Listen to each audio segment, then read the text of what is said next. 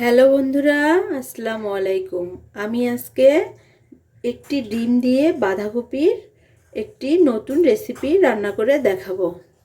এর জন্য আমি বাঁধাকপিগুলো এভাবে কেটে নিয়েছি। এখন আমি দিয়ে দিচ্ছি 2টার মতো পেঁয়াজ কুচি। পেঁয়াজ কুচিগুলো দিয়ে আমি এটা একটু ভালোভাবে মেখে নেব। দেখুন বন্ধুরা, আমার পেঁয়াজ দিয়ে বাঁধাকপিগুলো মাখা হয়ে গিয়েছে। এখন আমি দিয়ে দিচ্ছি একটা কাঁচামরিচ কুচি, দিয়ে দিচ্ছি হাফ চামচ হলুদের গুঁড়ো, দিয়ে দিচ্ছি হাফ চামচ মরিচের গুঁড়ো, এখন দিয়ে দিচ্ছি হাফ চামচ ধনিয়া গুঁড়ো, তারপর দিয়ে দিচ্ছি 1 চামচ জিরার গুঁড়া।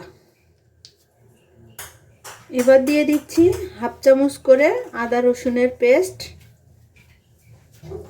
আর লবণটা স্বাদ মতো দিয়ে নেবেন। আমি এখানে হাফ চামচ লবণ দিয়ে দিচ্ছি, আর দিয়ে দিচ্ছি একটি ডিম। এ পর্যায়ে দিয়ে দিচ্ছি 1 টেবিল চামচ বেসন।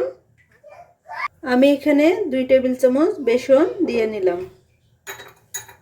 এখন সবগুলো উপকরণ আমি ভালোভাবে হাত দিয়ে মেখে নিব এই মতো করে।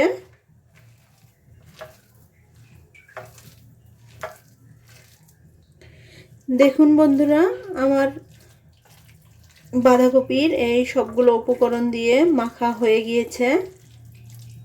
দেখতে পাচ্ছেন, এই মতো করে মাখতে হবে। এখন আমি এগুলো ভেজে নিব। চুলায় একটি ফ্রাই প্যান বসিয়ে নিয়েছি। ফ্রাই প্যানটি গরম হয়ে আসলে আমি এখানে 1 কাপ পরিমাণ সয়াবিন তেল দিয়ে দিচ্ছি। তেলটা ভালোভাবে গরম হওয়া লাগবে। তেলটা গরম হয়ে এসেছে। এখন আমি এক এক করে বাঁধাকপির বড়াগুলো দিয়ে দিচ্ছি।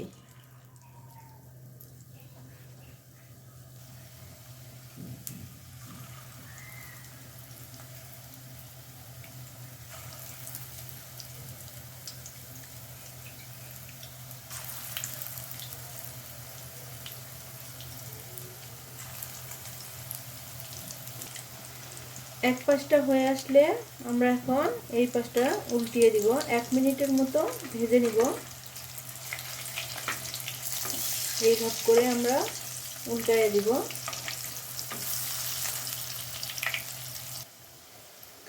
দেখুন বন্ধুরা, আমার পাকোড়াগুলো হয়ে গিয়েছে। এখন আমি তুলে নিব।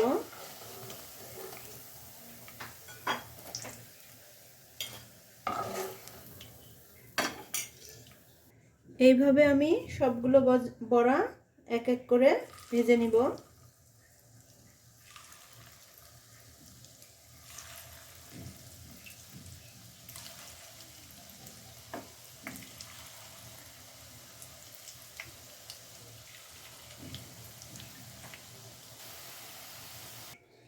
দেখুন বন্ধুরা, হয়ে গেল ডিম দিয়ে বাঁধাকপির একটি মজাদার রেসিপি।